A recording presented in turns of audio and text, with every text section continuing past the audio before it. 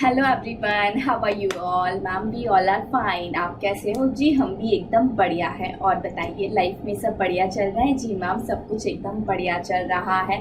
चलिए, तो आज हम करेंगे एग्जामिनेशन चैप्टर को आगे बढ़ाएंगे।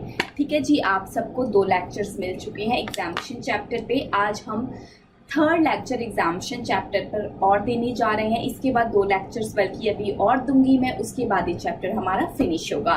तो देखिए जी, हम क्या क्या पढ़ चुके हैं, क्या क्या पढ़ चुके हैं मैम। एक बार हमको ये चीज़ आप बता दीजिए, हम भूल जाते हैं। मुझे पता है आप सब भूल जाते हो ये सब चीज़ें। चलिए सुनिए, कोई दिक्कत नहीं है। रिवीजन करके आते हो कि नहीं? मैम वेट करते हैं कि कब आप आओगे और कब रिवीजन होगा। बड़े ढीठ उठते जा रहे हो ना। नो मैम, हम पढ़ने वाले बच्चे हैं। आप एक बार रिवीजन करा देते हो ना, हमारे दिमाग में सारा सब कुछ वापस आ जाता है और हम जल्दी से उस चीज़ को पढ़ लेते हैं।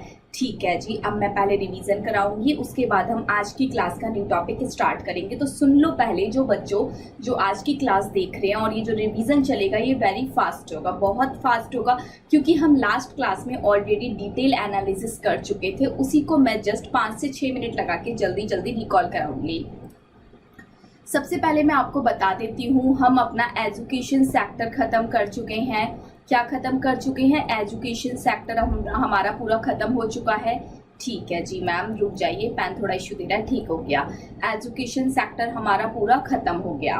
एजुकेशन सेक्टर के बाद हमने क्या किया था बताइए मैम? इसके बाद हमने किया था हॉस्पिटैलिटी सेक्टर। हॉस्पिटैलिटी सेक्टर किया था, हॉस्पिटल के बारे में किया था। एक सेकेंड रुको, ये पेन फिर से इशू दे रहा है। चलो, हॉस्पिटल सेक्टर का हमने किया। इसके बाद बताइए क्या किया था मैम? हॉस्पिटल सेक्टर कराने के बाद आपने कराया था हमको ट्रांसपोर्टेशन। ट्रांसपोर्टेशन में मैम आपने कराया था हमको, क्या कराया था बताइए मैम? सबसे पहले आपने कराया था पैसेंजर ट्रांसपोर्टेशन के बारे में, हमको पूरा आपने डिटेल स्टडी कराया था। जी बिल्कुल सही बात है। पैसेंजर ट्रांसपोर्टेशन के बाद मैम आपने हमको गुड्स ट्रांसपोर्टेशन की बातें सिखाई थी। बिल्कुल सही बात, इतना हमने कर लिया था। जी मैम, गुड्स ट्रांसपोर्टेशन हमने लास्ट क्लास में किया है। जी मैम, गुड्स ट्रांसपोर्टेशन करने के बाद लास्ट क्लास में बताइए और क्या किया था मैम? एक तो गुड्स ट्रांसपोर्टेशन किया था और एक हमने किया था लास्ट क्लास में बैंकिंग एंड फाइनेंशियल सर्विसेज के बारे में हमने किया था। बैंकिंग एंड फाइनेंशियल सर्विसेज सीखे थे कि किस किस केस में कौन कौन सी बैंकिंग सर्विस, फाइनेंशियल सर्विस एग्जैम्प्ट होगी और किस किस केस में टैक्सेबल होगी, ये हमने किया था। चलिए फिर सबसे पहले हम रिवाइज कर लेते हैं गुड्स ट्रांस। मैं यहाँ पर खोल देती हूँ फ्लो चार्ट्स। फ्लो चार्ट जिसके थ्रू मैंने चैप्टर आपको कराया था, आपकी ग्रेप इस चैप्टर पे बनवाई थी, वही फ्लो चार्ट मैं यहाँ पर ओपन कर रही हूँ। ठीक है जी, हम करेंगे आज रिवाइज सबसे पहले गुड्स ट्रांसपोर्टेशन को। तो गुड्स ट्रांसपोर्टेशन के केस में आप सबको पता है, जल के थ्रू भी गुड्स ट्रांसपोर्ट होता है, वायु के थ्रू भी होता है और एयर के थ्रू भी गुड्स ट्रांसपोर्ट होता है। जी मैम, तो जल के थ्रू, वायु के थ्रू और थल के थ्रू।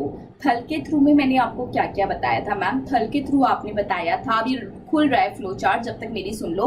रोड बताया था मैम और आपने बताया था रेल बताया था। तो सबसे पहले हमने रोड पे चर्चा की थी, उसके बाद हमने रेल पे चर्चा की थी। तो अब सुनो मेरी बात, बहुत फास्ट बोलूंगी, जिसने लास्ट क्लास की क्लास समझी है वो मेरी बातें जल्दी जल्दी कवर करता जाएगा। रोड के केस में मैंने आपको पढ़ाया था कि रोड के थ्रू अगर अपने गुड्स को आप ट्रांसपोर्ट कर रहे हो तो वो टैक्सेबल नहीं होगा। किसी भी सिचुएशन की बात करें, किसी भी सिचुएशन की बात करें, अगर आप रोड के थ्रू ट्रांसपोर्ट कर रहे हो तो वो क्या होगी? एग्जैम्प्ट होगी, हमेशा एग्जैम्प्ट होगी। लेकिन मैम रोड पर तो जीटीओ के ट्रक भी चलते हैं, जीटीओ वाले के ट्रक भी चलते हैं रोड के थ्रू। तो कुरियर एजेंसी वाले भी गुड्स को ट्रांसपोर्ट करते हैं और जो लेटर्स वगैरह होते हैं उनको घर पर पोस्ट करते हैं, कुरियर करते हैं। जी हाँ, तो मैम रोड के थ्रू अदर सर्विसेज तो टैक्सेबल नहीं होती। आपने बताया था अदर व्हीकल्स को यूज करके अगर आप सर्विस दे रहे हो, I mean transportation of goods कर रहे हो, तो वो क्या होगा? एग्जैम्प्ट होगा। मतलब कि मैम ये जो है, ये ट्रक है, ये ट्रक इनका खुद का है, ये इस ट्रक में रख के गुड्स लेके जा रहे हैं, तो ये खुद से थोड़ी ना ट्रक का भाड़ा चार्ज करेंगे कि लाओ जी 1000 रुपये बनता है, 1000 रुपये निकालो। खुद से तो खुद को पैसा देंगे नहीं, तो जीएसटी की बात नहीं आती। चलो मैम कोई दिक्कत नहीं है, इनका खुद का ट्रक ना हो, किसी और के ट्रक में लेके जा रहे हैं, पर वो ट्रक जीटीए वाला नहीं है, तब भी इन पर जीएसटी नहीं लगेगा। ये जो चार्जेस पे कर रहे हैं, कन्वींस चार्जेस पे कर रहे हैं, इस पर जीएसटी नहीं लगेगा। लेकिन अगर बात की जाए जीटीए की, तो हमेशा टैक्सेबल टैक्सेबल है? जी हाँ। कुरियर एजेंसी की बात की जाए तो वो भी हमेशा टैक्सेबल है। इतनी बात याद आ रही है कि नहीं आ रही? चलिए बताइए। जी मैम, इतनी बात हमको याद आ रही है। एक सेकंड रुक जाइए। आज ना मेरा दूसरा वाला सॉफ्टवेयर वर्क नहीं कर रहा है। अब इस वाले सॉफ्टवेयर पे मैंने ये पीडीएफ फाइल खोली है, तो एक सेकंड के लिए रुक जाओ। चलिए जी, बात समझ आई कि नहीं? जी मैम आई कि जीटीए वाला जो है वो हमेशा टैक्सेबल होगा और कुरियर एजेंसी भी हमेशा टैक्सेबल होगा। चलिए जी बताइए, क्या जीटीए वाला सच में हमेशा टैक्सेबल होता है या फिर कभी कभी एग्जाम्शन मिल जाती है? मैम कभी कभी एग्जाम्शन मिल जाती है। बताइए किस किस केस में एग्जाम्शन मिल जाती है? मैम आपने बताया था कि कोई एग्रीकल्चर प्रोड्यूस है। एग्रीकल्चर प्रोड्यूस मतलब कि ऐसे प्रोडक्ट्स जो कि जमीन में से निकले हैं। एग्रीकल्चर प्रोड्यूस का अगर मैं आपको एग्जाम्पल दूं तो आप सब दिमाग से सोच के बताइए, sugarcane is a agriculture produce or not? जी मैम, शुगर केन एक एग्रीकल्चर प्रोड्यूस है। चलिए बताइए, शुगर केन से क्या बना? जैगरी बना। Jaggery is a agriculture produce or not? No ma'am, agriculture produce में नहीं आएगा जैगरी, लेकिन जो शुगर केन है वो एग्रीकल्चर प्रोड्यूस में आएगा। सिमिलरली जो पैडी होता है, जो धान होता है, पैडी होता है, वो तो एग्रीकल्चर प्रोड्यूस है, लेकिन जब पैडी कन्वर्ट होकर राइस बन जाता है तो राइस फिर एग्रीकल्चर प्रोड्यूस में नहीं आता। ठीक है जी। तो मैम अगर आप एग्रीकल्चर प्रोड्यूस की ट्रांसपोर्टेशन कर रहे हो जीटीए के थ्रू तो जीएसटी नहीं लगेगा। Milk, salt, food grains including floor, pulses, rice. देखो यहाँ पर ऐसे एग्रीकल्चर प्रोड्यूस भी आ गए जो कि एग्रीकल्चर प्रोड्यूस नहीं है, उनका जो फॉर्म है वो चेंज हो चुका है, बट वो इसेंशियल है, लाइफ को चलाने के लिए जरूरी है। इस वजह से लॉ मेकर ने क्लियर कट बोला जो लाइफ को चलाने के लिए इसेंशियल चीजें हैं उन पर भी जीएसटी नहीं लगेगा, उनके भी ट्रांसपोर्टेशन पर जीएसटी नहीं लगेगा। नेक्स्ट, ऑर्गेनिक मैन्योर की बात करते हैं। ऑर्गेनिक मैन्योर का मैंने आपको बताया था, खाद वगैरह है। जब ऑर्गेनिक मैन्योर फार्मिंग में डाला जाएगा तो फार्मिंग और भी ज़्यादा अच्छी होगी। तो इस केस में अगर आप फार्मिंग का ऑर्गेनिक मैन्योर को ट्रांसपोर्ट करते हो एक जगह से दूसरी जगह जीटीए के थ्रू तो उस पर भी जीएसटी नहीं लगेगा। न्यूज़पेपर, मैगजीन्स का ट्रांसपोर्टेशन किया जाता है एक जगह से दूसरी जगह, ऐसे न्यूज़पेपर और मैगजीन्स जो कि रजिस्टर्ड है उस पर भी जीएसटी नहीं लगता। रिलीफ मटेरियल भेजा जा रहा है, केरला वाला एग्जाम्पल देके समझाया था, तो उस केस में रिलीफ मटेरियल जब भेजा जा रहा है ऐसे स्टेट में, ऐसी जगह पर भेजा जा रहा है जो कि पूरी तरह से ड्यू टू नेचुरल क्लाइमेटीज डिजास्टर हो चुका है, कोई नेचुरल डिजास्टर हो चुका है, कोई एक्सीडेंट हुआ है, वहां पर आप कोई रिलीफ मटेरियल भेज रहे हो तो जो रिलीफ मटेरियल का ट्रांसपोर्टेशन किया जा रहा है उस ट्रांसपोर्टेशन के भाड़े पर कोई भी जीएसटी ना लग पाएगा। डिफेंस और मिलिट्री इक्विपमेंट आप एक जगह से दूसरी जगह भेज रहे हो, जीटीए के थ्रू भेज रहे हो तो उसके भाड़े पर भी जीएसटी ना लग पाएगा।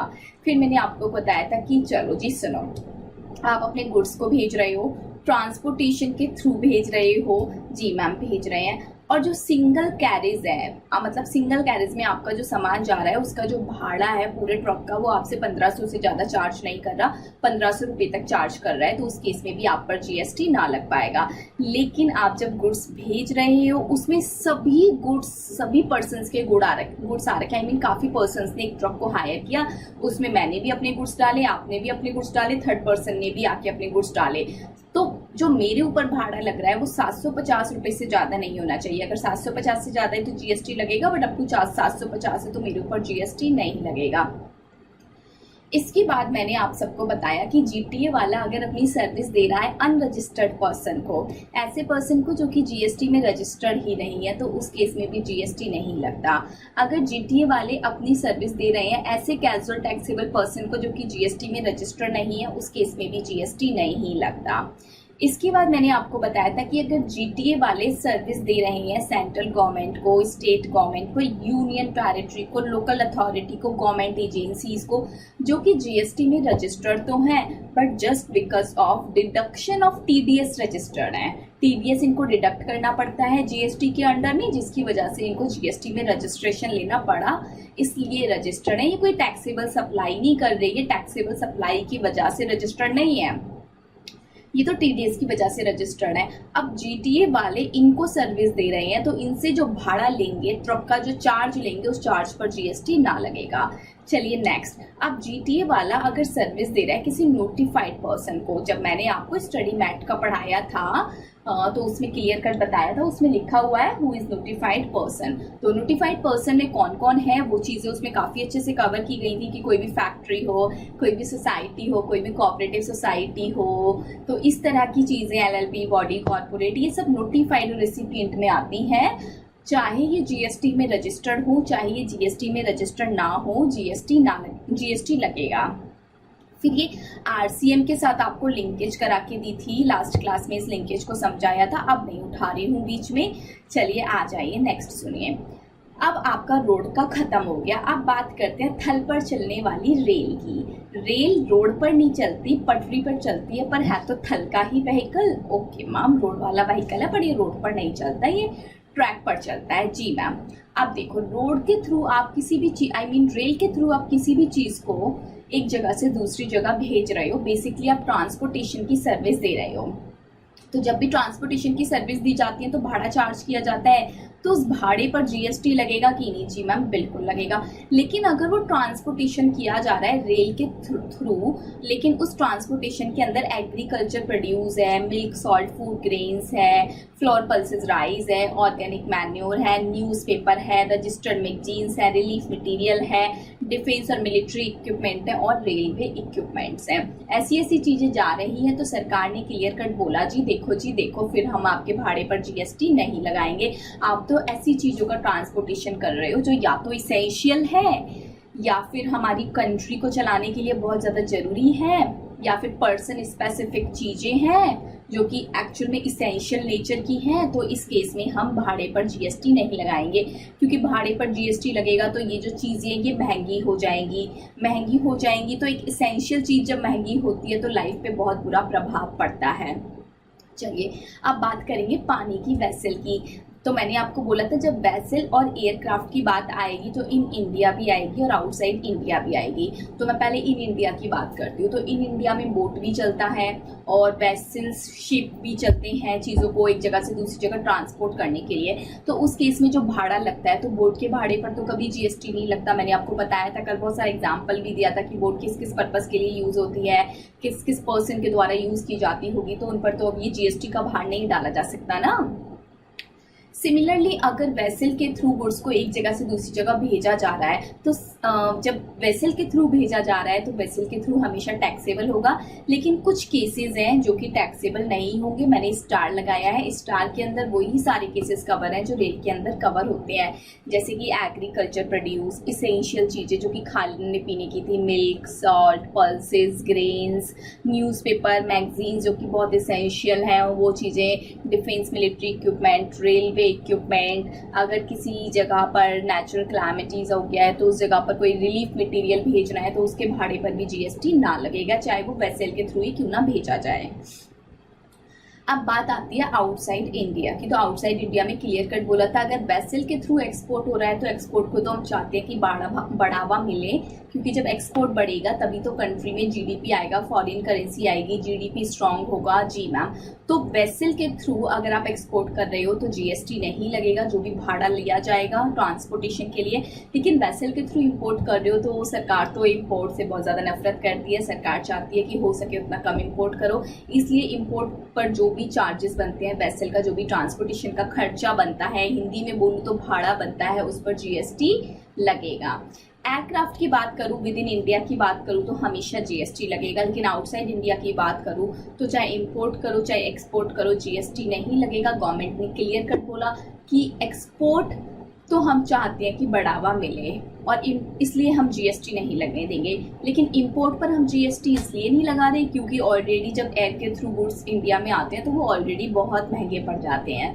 तो अगर हमने ट्रांसपोर्टेशन चार्जेस पर भी जीएसटी लगा दिया तो गुड्स की कॉस्ट ऑलरेडी बहुत ज़्यादा हो जाएगी, तो फिर इस जीएसटी पर, इस भाड़े पर जीएसटी लगाना सही नहीं है। चलिए, उसके मैंने आपको बताया था कि जो जीटीए वाले होते हैं वो जो अपनी सर्विस होते हैं वो बंडल बेसिस पर देते हैं। लाइक वो ट्रांसपोर्टेशन भी दे रहे हैं, उसी में आपको लोडिंग भी दे रहे हैं, उसी में आपको अनलोडिंग भी दे रहे हैं, उसी में आपको वो पैकिंग भी कर रहे हैं, कूलिंग भी कर रहे हैं, जगह जगह वेयर हाउसिंग भी करा रहे हैं आपके गुड्स की जहाँ जहाँ पर रिक्वायर्ड है।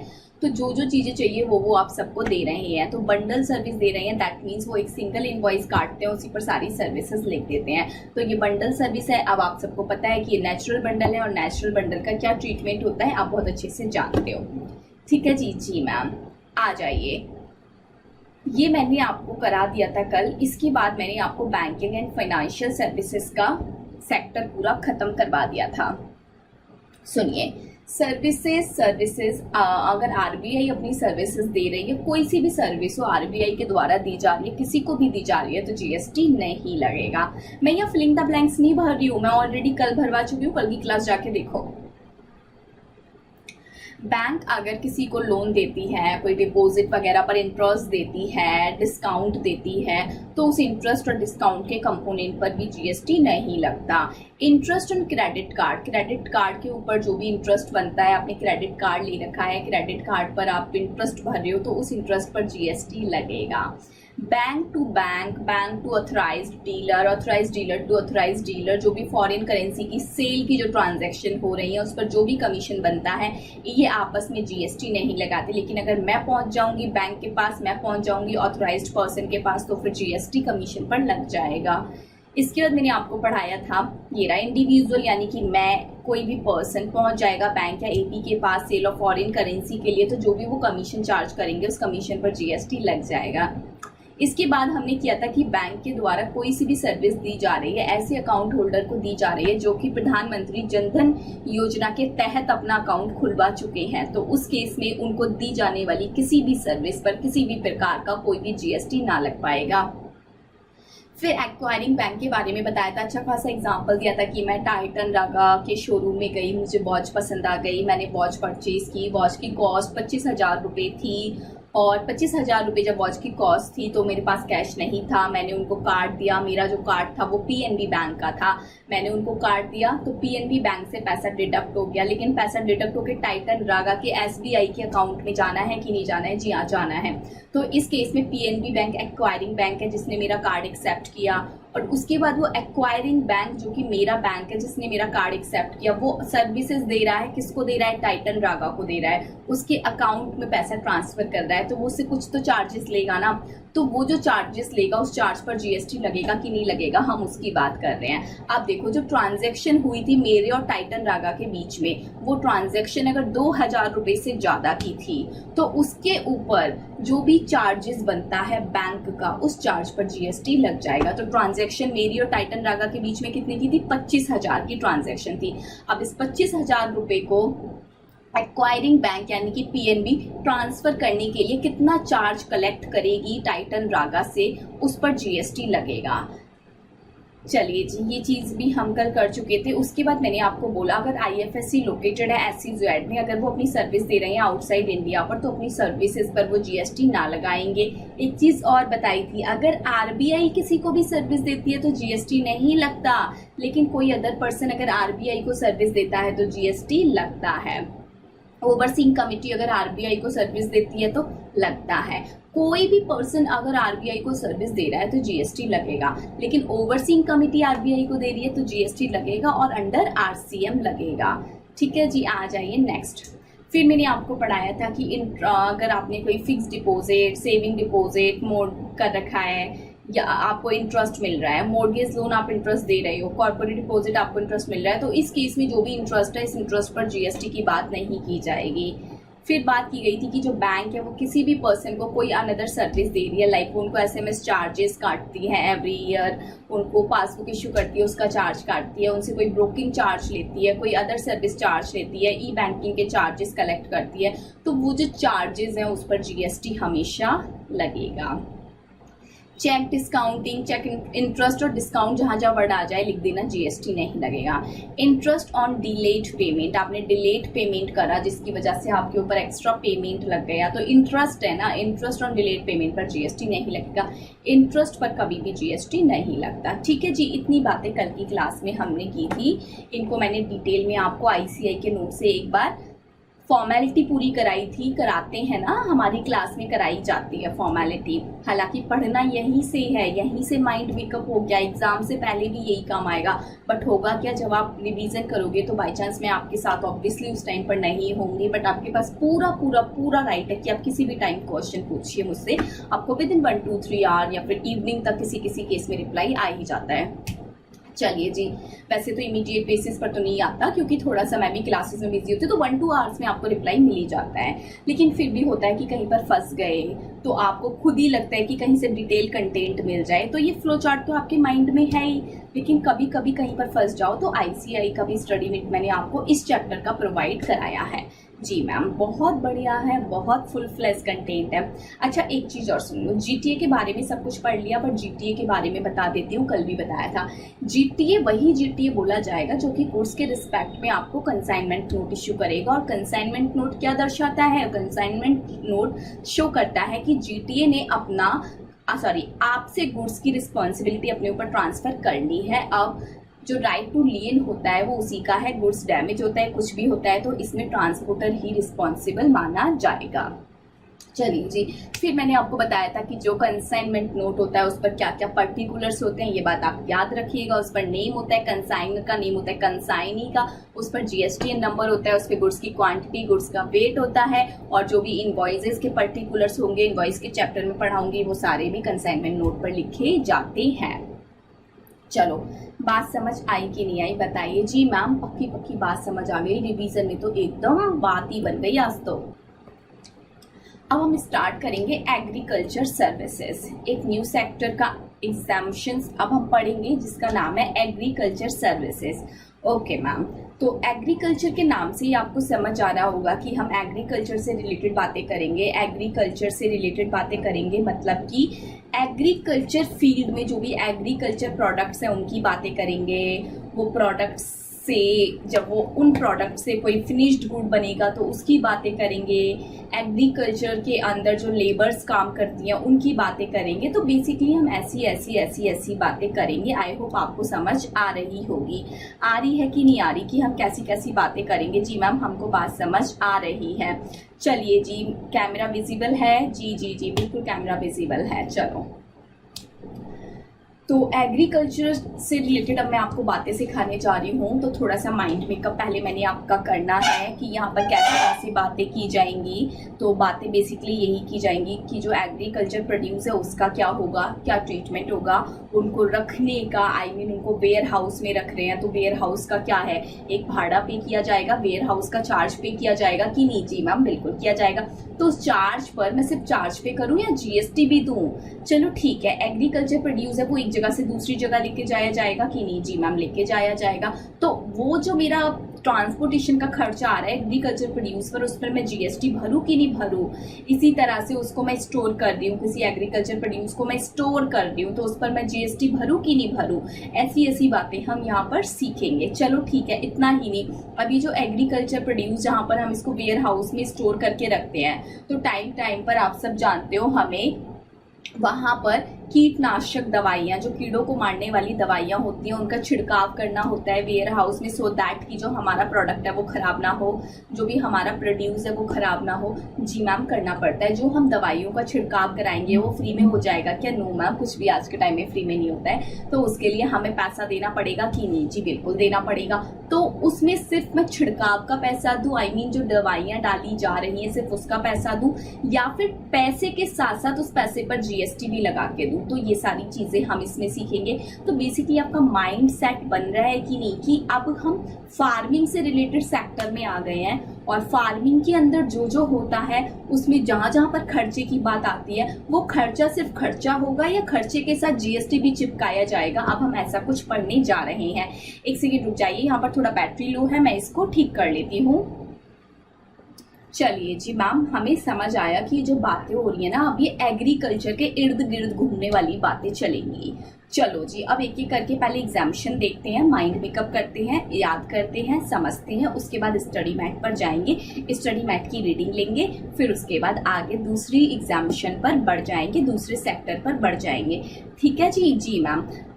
मैम, अभी तो हमने ये नहीं पढ़ा, आपने आगे बढ़ने की बात भी बता दी। ये पता है आप सबको सुनने का बहुत मन करता है, जो पढ़ा रही हूँ ना वो तो आप पढ़ लोगे जैसे तैसे, बट आपको जानने का मन करता है कि मैम इसके बाद क्या पढ़ाओगे, क्लास खत्म हो जाएगी एग्रीकल्चर होते ही या फिर आगे अभी और होगा? तो अभी और होगा। चलिए जी, ये होता है हर स्टूडेंट के मन में होता है कि एक बार हमें बता दो कि अभी होना क्या क्या है, तो मैंने अब आपको बता दिया है। चलिए अब मैं स्टार्ट करती हूँ आज का डिस्कशन। एग्रीकल्चर सर्विस की बातें करते हैं। किसकी बात कर रहे हैं? एग्रीकल्चर सर्विस की। तो एग्रीकल्चर प्रोड्यूस होता है, क्या होता है जो एग्रीकल्चर प्रोड्यूस, पहले डिफरेंस क्लियर करो माइंड में कि एग्रीकल्चर प्रोड्यूस वो होता है जो कि डायरेक्टली एग्रीकल्चर से निकलता है, डायरेक्टली जो जमीन से निकलता है, या फिर ऐसा प्रोडक्ट जो हमारा फर्स्ट टाइम यूज, मतलब फर्स्ट टाइम में हमारी नजर में आ रहा है, जो डायरेक्टली ग्रो कर रहा है, जो कि ग्रो करके ही बना है। आप एग्रीकल्चर प्रोड्यूस को क्लियर कट माइंड में रखना, ऐसा प्रोडक्ट जो कि डायरेक्टली हमको किससे मिला है? फसल से मिला है, डायरेक्टली हमको फार्मिंग से मिला है। जैसे कि अगर मैं बात करूं पोटैटोज की, तो potatoes is a agriculture produce or not? Yes ma'am. लेकिन अगर मैं बात करूं पोटैटोज चिप्स की, लेज की अगर मैं बात करूं, तो लेज एग्रीकल्चर प्रोड्यूस नहीं है, वो तो पोटैटो की फॉर्म को चेंज किया तब जाके चिप्स बना। सिमिलरली टोमेटो एग्रीकल्चर प्रोड्यूस है, वो डायरेक्ट जमीन से निकल रहा है। जी मैम निकल रहा है। अब ये मत ले लेना कि जमीन से निकल रहा है, उनके ट्रीज होते हैं, उनके प्लांट होते हैं, वहां से आ रहा है, ठीक है जी। अब जब टमाटो से टोमेटो केचप बन जाता है तो टोमेटो केचप एग्रीकल्चर प्रोड्यूस में नहीं आएगा। सिमिलरली पैडी की बात की जाए, जो धान होती है, धान एग्रीकल्चर प्रोड्यूस है।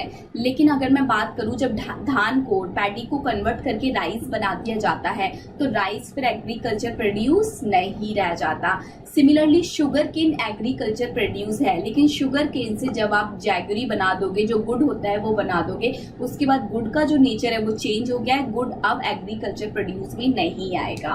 बात समझ आई कि नहीं? जी मैम बात तो समझ आई।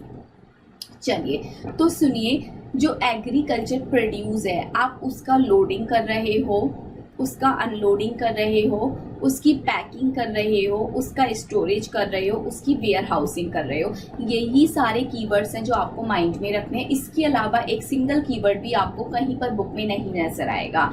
एग्रीकल्चर प्रोड्यूस का लोडिंग करना, आई मीन उसको रखना, उसको अनलोड करना। अगर आपने उसको ट्रक में चढ़ाया है तो चढ़ाने का खर्चा, फिर ट्रक से उतारा है तो अनलोड करने का खर्चा, एग्रीकल्चर प्रोड्यूस को पैकिंग का खर्चा जो भी आपने उस पर लगाया है, एग्रीकल्चर प्रोड्यूस को आप स्टोरेज कर रहे हो तो स्टोरेज का खर्चा, और अगर आप उसको वेयर हाउस में ले जा रहे हो तो वेयर हाउस का खर्चा। इन सभी खर्चों पर सिर्फ खर्चा ही आपको देना है, जीएसटी नहीं देना। ये सभी खर्चों पर जीएसटी नहीं लगेगा। लेकिन ये सारे खर्चे किससे रिलेटेड है? सिर्फ और सिर्फ एग्रीकल्चर प्रोड्यूस से। मैं सिर्फ और सिर्फ एग्रीकल्चर प्रोड्यूस की बात कर रही हूँ, मेन प्रोडक्ट की बात नहीं कर रही हूँ जो कि एग्रीकल्चर प्रोड्यूस को कन्वर्ट करके बना है। नहीं, मैं किसकी बात कर रही हूँ? सिर्फ और सिर्फ एग्रीकल्चर प्रोड्यूस की बात कर रही हूँ। एग्जाम्पल के लिए मैं टोमेटो की बात कर रही हूँ, मैं पोटैटो की बात कर रही हूँ, मैं और पैडी की बातें कर रही हूँ, शुगर केन की बातें कर रही हूँ। ये सब आप एग्जाम्पल लिख सकते हो, ठीक है जी। आप ये सब नोट भी करते रहिएगा साथ साथ। जिसकी नोट की स्पीड कम है वो स्क्रीनशॉट ले लीजिएगा। चलो, तो इस केस में जीएसटी नहीं लगेगा। अब सुनिए मेरी बात, राइस क्या एग्रीकल्चर प्रोड्यूस होता है? यस और no? No ma'am, rice agriculture produce नहीं होता। अभी आप ही ने तो बताया कि paddy is agriculture produce, and paddy को हम कन्वर्ट करके राइस बनाते हैं। Rice is not a agriculture produce. तो राइस का लोडिंग, अनलोडिंग, पैकिंग, स्टोरेज और वेयर हाउस क्या होना चाहिए? जीएसटी लगना चाहिए कि नहीं लगना चाहिए? मैम आपने जो प्रोविजन समझाया उसके अकॉर्डिंग तो राइस की लोडिंग, अनलोडिंग पर जीएसटी लग जाना चाहिए, क्योंकि सिर्फ और सिर्फ एग्रीकल्चर प्रोड्यूस की इन सभी घटनाओं पर जीएसटी नहीं लगेगा। लेकिन आपने कहा कि अगर मेन प्रोडक्ट है तो लगेगा, लेकिन मेन प्रोडक्ट में से राइस एक ओनली इकलौता ऐसा प्रोडक्ट है कि जिसकी लोडिंग, अनलोडिंग, पैकिंग, स्टोरेज और वेयर हाउसिंग पर जीएसटी नहीं लगेगा। मैम आटे का आप loading, unloading, packing, warehousing कर रहे हो, जीएसटी लगेगा। मैम दाल पर लगेगा, सब पर लगेगा। दाल को भी ध्यान रखना, दाल एग्रीकल्चर प्रोड्यूस में नहीं आती। जो बीन्स होती है ना, बीन्स जो होती हैं उनमें से तो दालें निकलती हैं, जो फलियां होती हैं उनमें से दालें निकलती हैं। तो बीन्स एग्रीकल्चर प्रोड्यूस है, पर जो दाल होती है वो बीन्स को ड्राई करने के बाद निकाली जाती है, तो दाल मेन प्रोडक्ट बन जाती है। दाल एग्रीकल्चर प्रोड्यूस में नहीं आती है। तो दाल की लोडिंग, अनलोडिंग हो रही है, पैकिंग हो रहा है, स्टोरेज हो रहा है, वेयर हाउसिंग हो रहा है। तो दाल की इन सभी क्रियाओं पर, ये जो भी घटनाएं घटित हो रही हैं, दाल के ऊपर अगर आप ये सारे खर्चे करोगे तो जीएसटी लगेगा। लेकिन राइस के ऊपर जीएसटी नहीं लगेगा। मैम ऐसा क्यों किया? देखो, आप सभी जानते हो जो हमारी जो कंट्री है इसमें काफ़ी सारे पर्सन्स ऐसे हैं जो कि बिलो पॉवर्टी लाइन आते हैं, और काफ़ी सारे पर्सन ऐसे हैं जो बिलो अपर पॉवर्टी लाइन भी आते हैं, बट उनकी जो डेली की जो इनकम होती है वो इतनी ज़्यादा सफिशिएंट नहीं होती कि वो डेली गेहूँ खा सकें। तो जो चावल होता है वो इंडिया में बहुत ज़्यादा सस्ता होता है। इंडिया में जो बिहार की पूरी पॉपुलेशन चावल पर टिकी हुई है। आप साउथ साइड की बात करो, वहाँ भी आपको गेहूँ देखने तक को नहीं मिलेगा, वहाँ भी सब कुछ राइस पर बेस्ड है। तो हमारी जो कंट्री है, यहाँ पर राइस का जो खेती होता है वो बहुत अच्छे से होता है, और हमारी कंट्री में राइस जो है वो बहुत ही ज़्यादा खाने के लिए लोग यूज़ करते हैं। जो भी हम गरीब लोग होते हैं वो सब राइस पर टिके हुए हैं। जो गरीब नहीं है, पूरे के पूरे स्टेट सोचो राइस पर टिके हुए हैं। बिहार पूरा राइस पर टिका हुआ है। साउथ इंडिया की अगर मैं बात करूँ, पूरा का पूरा राइस पर टिका हुआ है। अगर मैं नॉर्थ ईस्ट स्टेट्स की बात करूँ, पूरा का पूरा राइस पर टिका हुआ है। तो अगर राइस का कॉस्ट बढ़ा दिया गया या फिर जीएसटी लगा कर राइस महंगा हो गया, तो इन सभी का क्या होगा जो कि राइस से अपना दिन चला रहे हैं, राइस से अपनी जिंदगी चला रहे हैं। तो यही सोचकर लॉ मेकर ने राइस को बोला कि राइस पर हम loading, unloading, packing, storage, warehousing सब कुछ फ्री कर देंगे, किसी पर जीएसटी नहीं लगाएंगे। क्योंकि राइस अगर महंगा हो गया तो पीपल कैसे सरवाइव करेंगे। तो राइस को महंगा नहीं होने देंगे। भले ही राइस मेन प्रोडक्ट में आता है, वो एग्रीकल्चर प्रोड्यूस नहीं है, वो सेकेंडरी प्रोडक्ट में चला जाएगा। एग्रीकल्चर प्रोड्यूस में वो नहीं आ रहा है, स्टिल हम राइस पर जीएसटी नहीं लगाएंगे। लॉजिक आप सबको क्लियर है? जी मैम क्लियर है। आ जाइए आगे बढ़ जाते हैं। वेयर हाउसिंग की जा रही है माइनर फॉरेस्ट प्रोड्यूस की अगर मैं बात करूँ, माइनर फॉरेस्ट प्रोड्यूस में बेसिकली जो घास वगैरह वाली चीज़ें होती है ना वो कवर हो जाती हैं। जैसे आप शुगर केन की बात करो, शुगर केन के ऊपर भी कितनी लंबी लंबी घास होती है, तो ये सब माइनर फॉरेस्ट प्रोड्यूस में आ जाते हैं। बांस की लकड़ी, आपने नाम सुना होगा इसको, क्या बोलते हैं, बैम्बो करके कुछ बोलते हैं। बांस की लकड़ी, ये सब भी माइनर फॉरेस्ट प्रोड्यूस में आ जाता है। तो आपको नाम नहीं याद रखना कि माइनर फॉरेस्ट प्रोड्यूस में क्या क्या आता है, जस्ट एग्जाम्पल के लिए मैं आपको क्लियर कर रही हूँ। तो अगर आप माइनर फॉरेस्ट प्रोड्यूस का वेयर हाउसिंग करते हो तो उस पर भी जीएसटी नहीं लगता। एग्रीकल्चर प्रोड्यूस की वेयर हाउसिंग पर भी जीएसटी नहीं लग रहा, माइनर फॉरेस्ट प्रोड्यूस की वेयर हाउसिंग पर भी जीएसटी नहीं लग रहा है। आगे आइए, फ्यूमिगेशन इन वेयर हाउस, मैंने अभी बताया था ना, वेयर हाउस में दवाइयों का छिड़काव कराते हैं सो दैट जो एग्रीकल्चर प्रोडक्ट्स हैं वो खराब ना हो, तो उस पर भी जीएसटी नहीं लगेगा। मैं यहाँ पर लिख दे रही हूँ, आप सब नोट कर रहे होंगे, साथ साथ नोट करते रहिएगा। नोट नहीं कर रहे हो तो स्क्रीनशॉट लेते रहिएगा। तो इस केस में भी जो दवाइयों का छिड़काव होता है उस पर भी जीएसटी नहीं लगेगा। चलिए जी, बात समझ आई? जी मैम आ गई। सॉरी, ये मैंने जीएसटी नहीं लगेगा ये वाली बात किस लिए लिखी थी, जो वेयर हाउसिंग की जा रही है माइनर फॉरेस्ट प्रोड्यूस की। लेकिन अगर आप दवाइयों का छिड़काव कर रहे हो तो उस केस में भी जीएसटी नहीं लगेगा। नेक्स्ट, कल्टीवेशन, हार्वेस्टिंग, थ्रेसिंग, ये सारे वर्ड्स आप माइंड में रखना। अभी बताती हूँ क्या है, सुनो पहले। जो प्लांट होते हैं, आप प्लांट का कल्टीवेशन कर रहे हो, मतलब कि प्लांट की खेती बाड़ी कर रहे हो, प्लांट की हार्वेस्टिंग कर रहे हो, प्लांट की खेती बाड़ी कर रहे हो, हार्वेस्टिंग कर रहे हो मतलब कि कटाई कर रहे हो, थ्रेसिंग छटाई कर रहे हो, प्रोटेक्ट कर रहे हो उनको, उनकी टेस्टिंग कर रहे हो, उनको ड्राई कर रहे हो मतलब उनको सुखा रहे हो, उनकी क्लीनिंग कर रहे हो, ट्रिम मतलब उनको कट कर रहे हो, उनको सन ड्राइंग दे रहे हो, उनको कूलिंग कर रहे हो, उनको करिंग कर रहे हो। ये सारी चीज़ें आप करते हो कि नहीं करते? ऑब्वियसली आप तो नहीं करते होगे, लेकिन एक जो फार्मर है जब भी वो खेती बाड़ी करता है तो वो ये सारी चीज़ें करता है। वो कल्टीवेशन अच्छे से करता है, फिर वो हार्वेस्टिंग करता है, थ्रेसिंग करता है, प्लांट को प्रोटेक्ट करता है, उनको वाटरिंग करता है, उनको सन ड्राइंग देता है, उनको और कूलिंग देता है टाइम टू टाइम, उनकी टेस्टिंग करता है, उनको कटाई करता है, उनकी छटाई करता है, उनकी बटाई करता है। ये सारे टर्म्स आपने हिंदी में सुने होंगे तो मैंने एक बार हिंदी में भी बोल दिए। तो एक किसान जो होता है वो ये सारे काम करता है। तो ये जब भी सारे काम किए जाते हैं तो इनके ऊपर बात की जा रही है जीएसटी की। अब सुनो मेरी बात ध्यान से। पहले आप कल्टीवेशन, हार्वेस्टिंग, थ्रेसिंग, आप सपोज करो ये कोई खेत है, ठीक है जी, ठीक है मैम, यहाँ पर पैडी की खेती हो रही है। किस चीज़ की खेती हो रही है? पैडी की। ये पूरे में पैडी लगा हुआ है, जो धान होती है जिससे चावल बनता है वो यहाँ पर लगा हुआ है। ठीक है जी। अब देखो, पैडी को सबसे पहले पैडी की कल्टीवेशन की जाएगी, उसकी छटाई कटाई की जाएगी, उसको सन ड्राइंग दिया जाएगा, पैडी को यहाँ से कट किया जाएगा। कट करने के बाद वो पैडी जो होता है वो लंबे लंबे उसमें धान वगैरह के अंदर होता है, उसमें से उसको निकाला जाता है, उसको साफ किया जाता है, उसको कूलिंग दिया जाता है, उसको सन की जो सन ड्राइंग दी जाती है।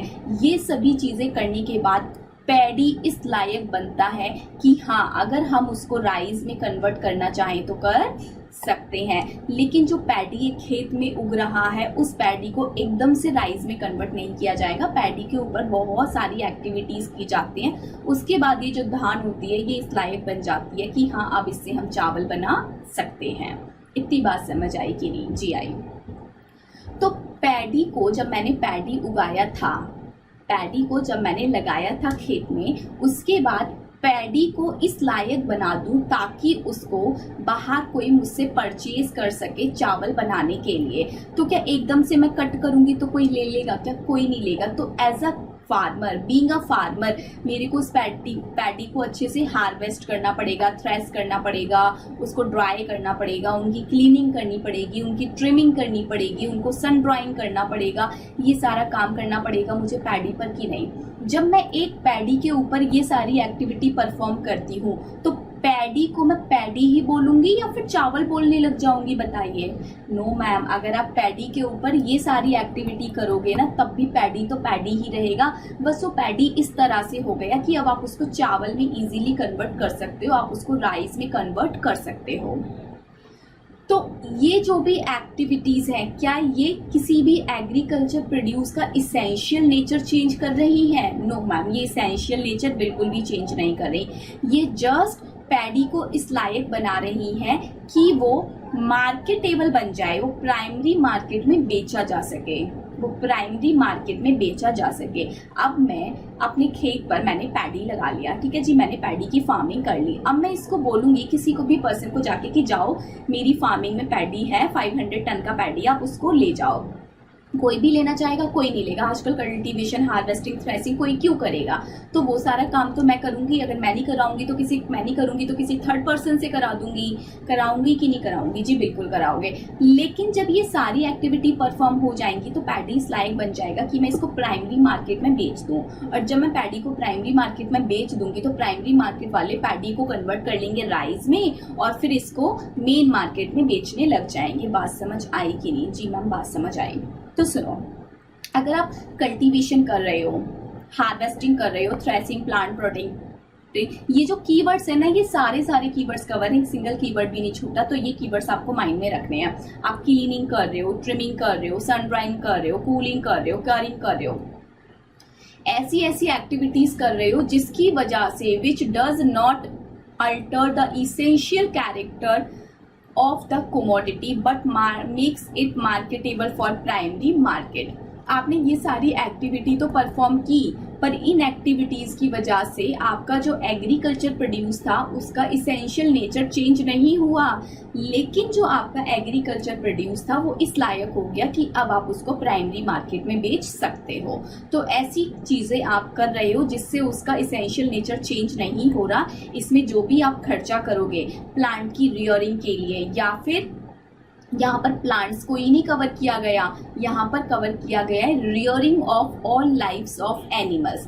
आप अगर जानवरों के रख रखाव के लिए भी कोई खर्चा करते हो या फिर प्लांट्स का कल्टीवेशन, हार्वेस्टिंग, थ्रेसिंग, ये सारा सब कुछ करते हो, तो इस पर लगने वाला जितना भी खर्चा होगा उन सब खर्चे पर जीएसटी नहीं लगेगा, जीएसटी नहीं लगेगा। बात समझ आई कि नहीं? बताइए मैम, बात अभी पक्की तो नहीं समझ आई। देखो, अगर पैडी से मैं राइस बना रही होती तब जितना भी खर्चा आता तब उस पर जीएसटी लग जाता, लेकिन मैं तो पैडी को इस लायक बना रही हूँ सो दैट इसको मैं प्राइमरी मार्केट में बेच सकूँ, तो अब जितना भी खर्चा आ रहा है उस पर जीएसटी नहीं लगेगा। सिमिलरली अगर टोमेटो से मैं टोमेटो केचप बनाने में जो भी खर्चा करती तो उस केस में जीएसटी लगता, लेकिन टोमेटो को मैं इस लायक बना रही हूँ कि वो टोमेटो को ही मैं प्राइमरी मार्केट में बेच सकूं। अब जब टोमेटो एक अगर मैं बात करूँ ग्रो किया जाता है तो वो काफ़ी मिट्टी वगैरह में ग्रो होता है, फिर उसको वहाँ से कट किया जाएगा, उसकी लीव्स वगैरह हटाई जाएंगी, उसको वॉश किया जाएगा, उसको स्टोरेज दिया जाएगा, कूलिंग दिया जाएगा।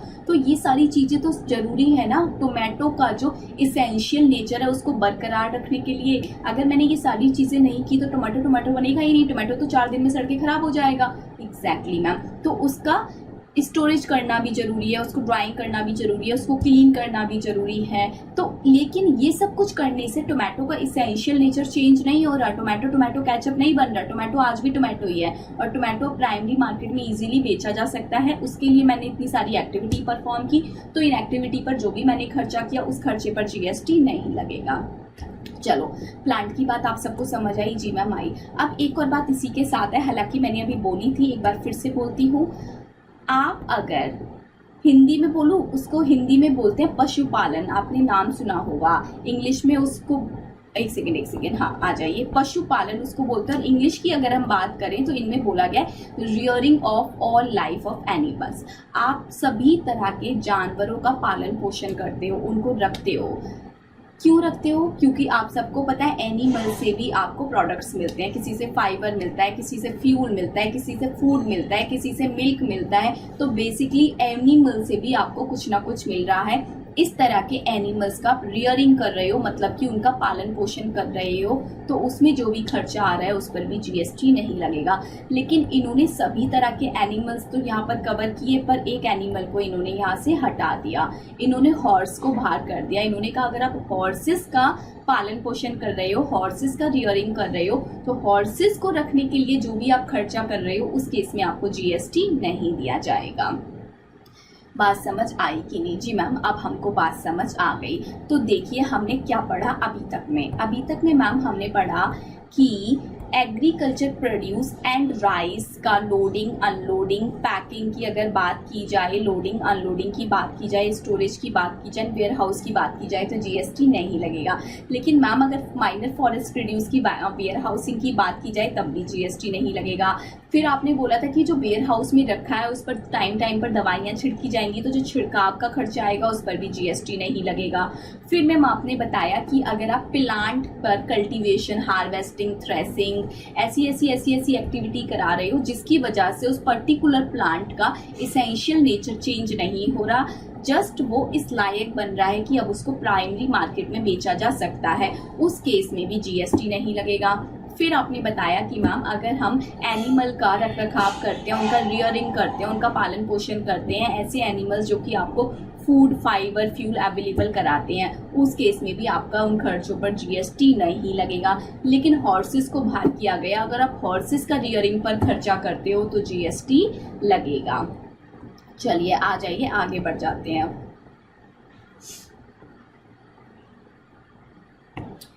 आप कोई ऐसा प्रोसेस परफॉर्म कर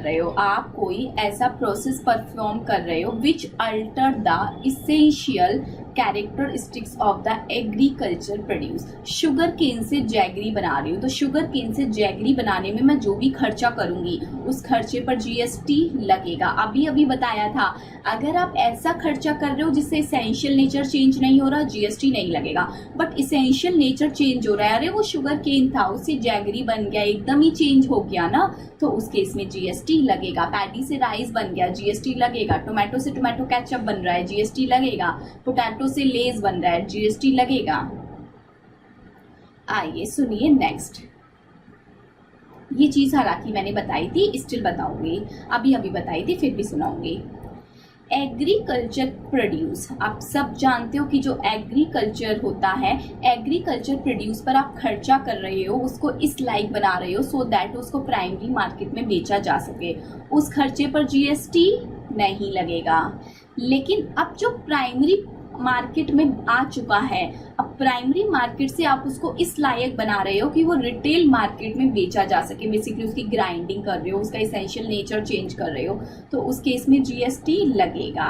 बात समझ आई कि नहीं? इतने से इतने का एग्जाम्पल मैं क्या लिखूं बताइए मैम? इतने से इतने का एग्जाम्पल में आप पैडी लिख सकते हो और इतने से इतने के एग्जाम्पल में आप मैम राइस लिख सकते हो। बात समझ आई कि नहीं? जी मैम आ गई। आइए आगे बढ़ते हैं।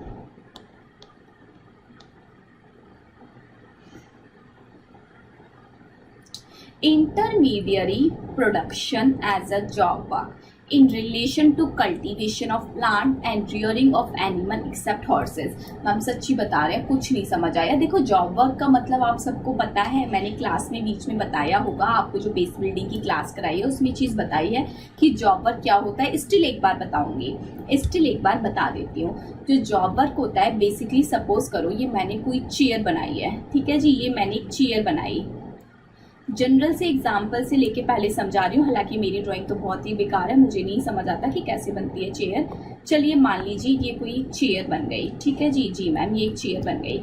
इस चेयर को मैंने क्या किया, सिर्फ इसका एक ढांचा बना दिया। अब इस चेयर पर पॉलिश होनी थी, इस चेयर पर फिनिशिंग दी जानी थी, डिज़ाइंस वगैरह बनाना था इस चेयर पर। तो अब मेरी जो काम है, मेरा जो काम है वो सिर्फ चेयर बनाना है, लेकिन चेयर पर डिज़ाइनिंग फिनिशिंग मेरे प्रोडक्शन डिपार्टमेंट में नहीं होता। इसके लिए मैंने किसी एक पर्सन को हायर किया, उसको जॉब वर्कर बोला गया। मैंने जॉब वर्कर को बोला लो जी मेरी चेयर ले जाओ, इस चेयर पर अपनी जॉब वर्क की एक्टिविटी परफॉर्म करो। दैट मीन्स इसको डिज़ाइन कर दो अच्छे से, इसको पॉलिश कर दो और उसके बाद में ये चेयर मुझको वापस दे देना। तो जो थर्ड पर्सन मैंने अपॉइंट किया, मैंने जिसको बोला कि आप मेरी चेयर ले जाओ, इस चेयर पर अपनी जॉब वर्क की एक्टिविटी परफॉर्म करो, इसको क्या बोला गया है, इस थर्ड पर्सन को बोला गया है जॉब वर्कर। और इस जॉब वर्कर ने चेयर पर जो एक्टिविटी परफॉर्म की, लाइक इसने चेयर को डिज़ाइन किया, चेयर को पॉलिश किया, इस एक्टिविटी को क्या बोला गया, जॉब वर्क की एक्टिविटी। तो बेसिकली मैंने एक एग्जांपल आपको दिया, गुड्स मेरे हैं, सब कुछ मेरा है, पर उनकी फिनिशिंग के लिए या फिर अनदर किसी सर्विस के लिए मैं किसी थर्ड पर्सन को बोलती हूँ कि ये काम अब इस चेयर के ऊपर या फिर इस प्रोडक्ट के ऊपर आप परफॉर्म कर दीजिएगा। तो जो सामने वाले पर्सन है वो अपनी जॉब वर्क की एक्टिविटी परफॉर्म कर रहे हैं। जी मैम। तो ऐसे ही जब कल्टीवेशन किया जा रहा था, खेती बाड़ी की जा रही थी, हार्वेस्टिंग की जा रही थी, सपोज मैं एक फार्मर हूँ, अब मैंने क्या किया, मैंने थर्ड पर्सन को बोल दिया कि यहाँ पर जो कल्टीवेशन किया जाएगा उसका काम प्लीज़ जॉब वर्कर आप मेरे लिए परफॉर्म करो। अब जॉब वर्कर मेरे से पैसे लेगा कि नहीं लेगा, ऑब्वियसली लेगा, जॉब वर्कर मुझे अपनी सर्विस दे रहा है, तो उस सर्विस पर जीएसटी नहीं लगेगा, क्योंकि जॉब वर्कर क्या कर रहा है, कल्टीवेशन ऑफ प्लांट कर रहा है, एग्रीकल्चर से ही रिलेटेड है ये भी। लेकिन अगर जॉब वर्कर मेरी चेयर को बनाने की चेयर पर पॉलिश करने की एक्टिविटी परफॉर्म करता और उसके लिए मैं जो जॉब वर्कर को पैसा देती, उस पैसे पर जीएसटी लग जाता।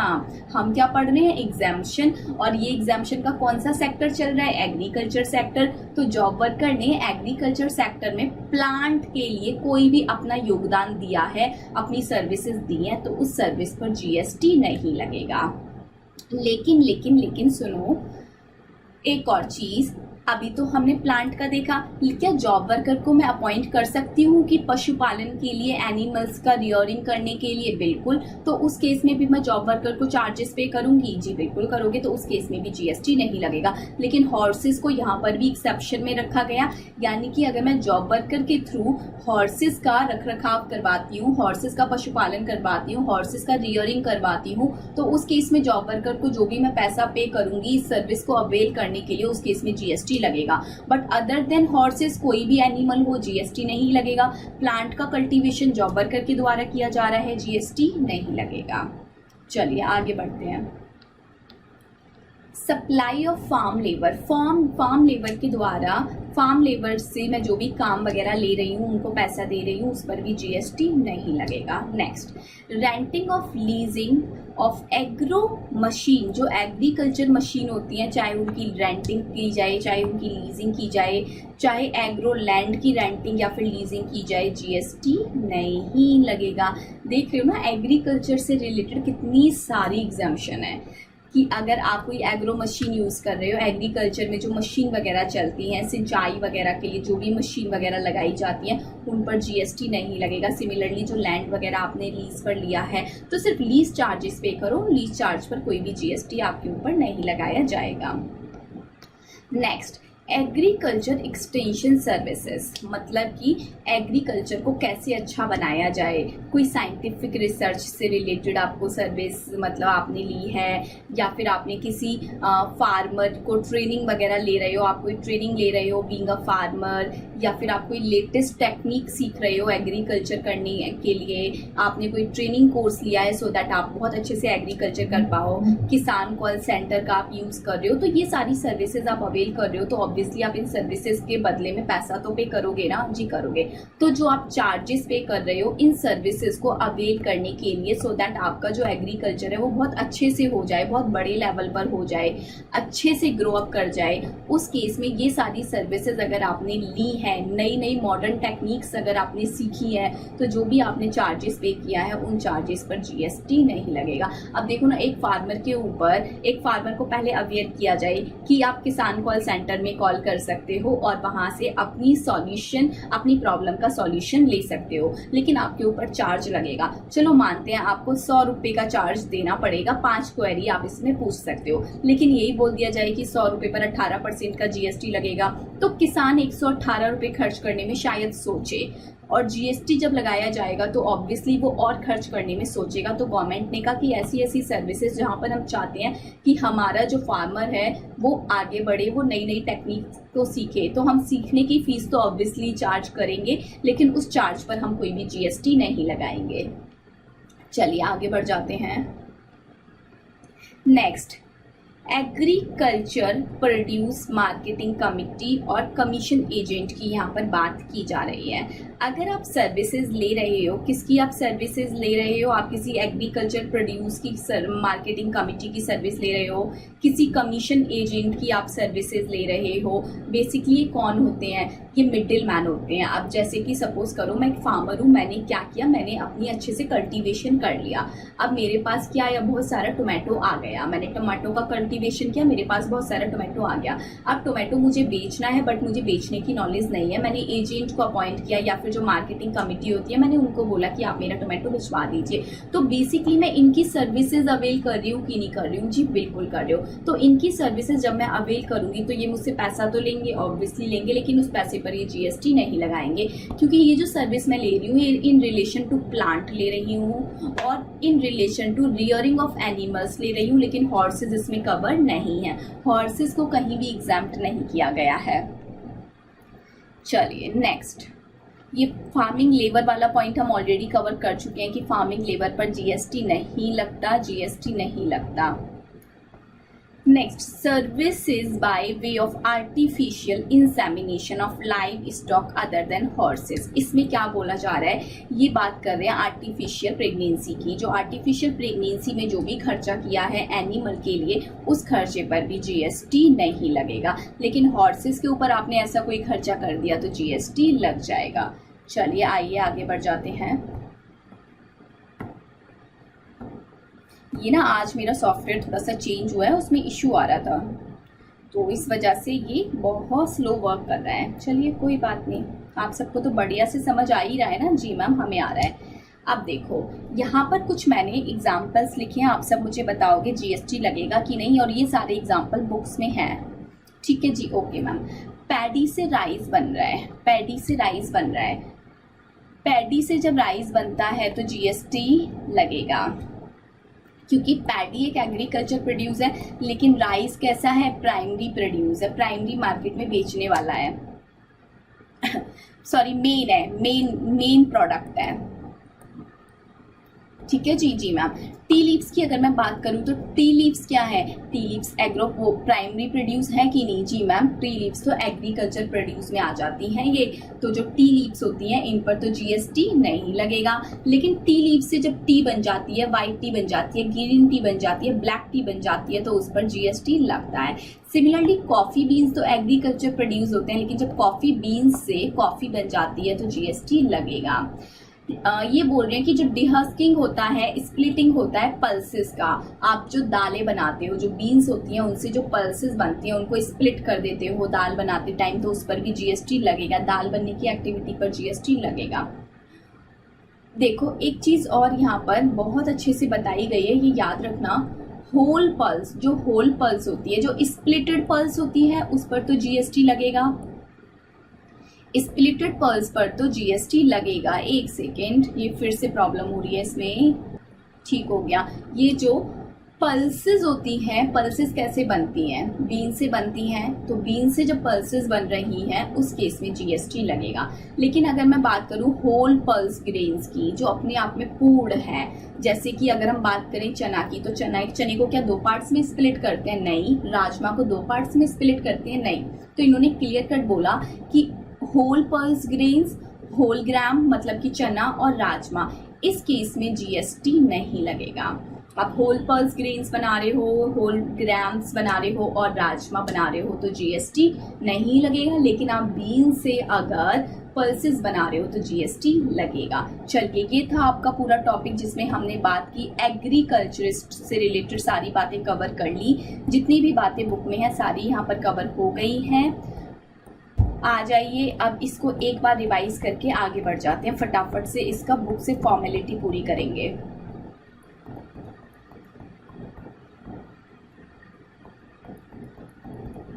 खोल रही हूँ, एक सेकेंड रुक जाइए, बस एक सेकेंड। ये बहुत स्लो है, मैं बता रही हूँ ना आज आपको। ये मैंने सॉफ्टवेयर इसमें दूसरे में खोल रखा है पीडीएफ फाइल, तो ये बहुत ज़्यादा स्लो वर्क कर रहा है। मेरा वाला सॉफ्टवेयर जो था वो आज हैंग कर रहा है, आई डोंट नो व्हाई। आ जाइए, चलिए। एग्रीकल्चर सर्विस के बारे में आपने पढ़ा कि जो भी एग्रो प्रोडक्ट्स हैं या फिर राइस, इस केस में इनका loading, unloading, storage, warehousing सब जीएसटी फ्री है। अगर आप माइनर फॉरेस्ट प्रोड्यूस का वेयर हाउसिंग करते हो जीएसटी नहीं लगेगा। उनमें दवाइयाँ छिड़कवाते हो वेयर हाउस में, जीएसटी नहीं लगेगा। आप प्लांट या फिर जानवरों का रख रखाव करते हो जिससे उनका इसेंशियल नेचर चेंज नहीं हो रहा है प्लांट्स का, तो उस केस में जीएसटी नहीं लगेगा। जानवरों का रख रखाव कर रहे हो जीएसटी नहीं लगेगा, बट हॉर्सेस का रख रखाव कर रहे हो जीएसटी लग जाएगा। फिर मैंने आपको बताया, लेकिन अगर कोई ऐसा आप एक्टिविटी कर रहे हो जहाँ पर इसेंशियल नेचर चेंज हो रहा हो वहाँ पर जीएसटी लगेगा। फिर बताया कि एग्रीकल्चर प्रोड्यूस अगर इस लायक चेंज किया जाए ताकि उसे प्राइमरी मार्केट में बेचा जा सके, दैट मीन्स उसका इसेंशियल नेचर नहीं चेंज किया जा रहा है तो जीएसटी नहीं लगेगा। बट जब आप उसको रिटेल मार्केट में बेच रहे हो, दैट मीन्स आप उसका इसेंशियल नेचर चेंज कर रहे हो तो अब जीएसटी लग जाएगा। फिर बात की गई है इंटरमीडियरी प्रोडक्शन की। अगर आप किसी जॉब वर्कर के काम को यूज़ कर रहे हो in relation to cultivation of plant or rearing of all life of animals except horses, तो उसको जो भी चार्ज पे कर रहे हो जीएसटी नहीं लगेगा। फार्म लेबर की सप्लाई की जा रही है जीएसटी नहीं लगेगा। रेंटिंग ऑफ लीजिंग एंड एग्रोकल्चर, आप रेंटिंग कर रहे हो या फिर आप लीजिंग पर ले रहे हो किसी एग्रो मशीन को, एग्रीकल्चर से रिलेटेड मशीन को या फिर एग्रीकल्चर से रिलेटेड लैंड को, तो उस केस में भी जीएसटी नहीं लगेगा। आप एग्रीकल्चर को बढ़ावा देने के लिए अच्छे से ग्रो अप किया जा सके आपकी ग्रेन्स वगैरह को, इसके लिए आप साइंटिफिक रिसर्च का टेक्निक यूज़ कर रहे हो, आप किसान कॉल सेंटर की सर्विसेज ले रहे हो, आप कोई ट्रेनिंग कोर्स कर रहे हो, आप कोई लेटेस्ट टेक्निक सीख रहे हो, आप कोई न्यू सीड्स को कैसे मतलब ग्रो अप किया जाता है वो सब सीख रहे हो, तो उसके लिए जो भी खर्चा करोगे उस पर जीएसटी नहीं लगेगा। आप अपने जो भी एग्रीकल्चर प्रोड्यूस हैं वो या फिर एनिमल से रिलेटेड, उनसे रिलेटेड आप किसी उन दोनों के लिए आप किसी एजेंट को या फिर मार्केटिंग कमिटी को हायर अपॉइंट करते हो, उनके थ्रू अपना सेल करवाते हो, तो जो भी कमीशन वो चार्ज करेंगे उस पर जीएसटी नहीं लगेगा। फार्म लेबर ऑलरेडी कर चुके हैं। फिर मैंने आपको बताया आर्टिफिशियल इंसेमिनेशन कराते हो आप जानवर का, लाइव स्टॉक मीन्स जानवरों का, एनिमल्स का, तो उस केस में भी जीएसटी नहीं लगेगा। लेकिन आप हॉर्सेस का आर्टिफिशियल इंसेमिनेशन करा रहे हो, आर्टिफिशियली प्रेगनेंसी करा रहे हो, तो उस केस में हॉर्सेस के ऊपर जीएसटी लगेगा। इतनी बात आप सबको समझ आई कि नहीं मैम? आई। फिर बताया कि पैटी से राइस पर जीएसटी लगेगा। ग्रीन टी लीव्स से अगर टी बन रही है जीएसटी लगेगा। कॉफ़ी बीन से कॉफ़ी बन रही है जीएसटी लगेगा। इस जो पल्सेस होती हैं उसका स्प्लिटिंग किया जा रहा है, डीस्किंग किया जा रहा है तो जीएसटी लगेगा। और जो होल पल्स होती है, जो पूरी होती है, जिसको स्प्लिट नहीं किया जाता दो टुकड़ों में, जैसे कि चना राजमा की बात की गई है, उन पर जीएसटी नहीं लगेगा। बात समझ आई या नहीं आई बताइए? जी मैम समझ आ गई। आ जाइए फिर ICAI के नोट्स पर आप सभी आ जाइए। चलिए आ जाइए आप सभी पेज नंबर 4.14 पर। ठीक है जी, आ जाइए। एग्रीकल्चर को अब यहाँ से एक बार हाईलाइट कर लेते हैं, अपनी फॉर्मेलिटी पूरी कर लेते हैं यहाँ से भी। ठीक है जी मैम।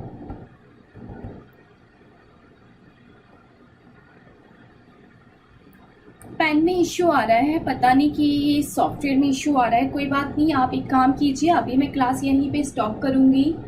ये जो हमारा पढ़ने वाला पोर्शन है फॉर्मेलिटी वाला, वो मैं नेक्स्ट क्लास में कराऊंगी। ये क्लास मुझे यहीं स्टॉप करनी पड़ेगी। मुझे खुद अच्छा नहीं लग रहा आज ये करते हुए, क्योंकि मैं कभी टॉपिक छोड़ना पसंद नहीं करती। बट ये मैंने 10 मिनट इसमें लगाया क्लास पॉज करके, but I don't know why इसमें पैन चल नहीं रहा है और इसमें ये जो ऑप्शन आ रहा है ये चेंज हो नहीं पा रहा है। कोई बात नहीं, ठीक है, हम इसको नेक्स्ट क्लास में कवर करते हैं। नेक्स्ट क्लास में मिलते हैं। आप सब रिवाइज करके आइएगा। Bye bye, take care.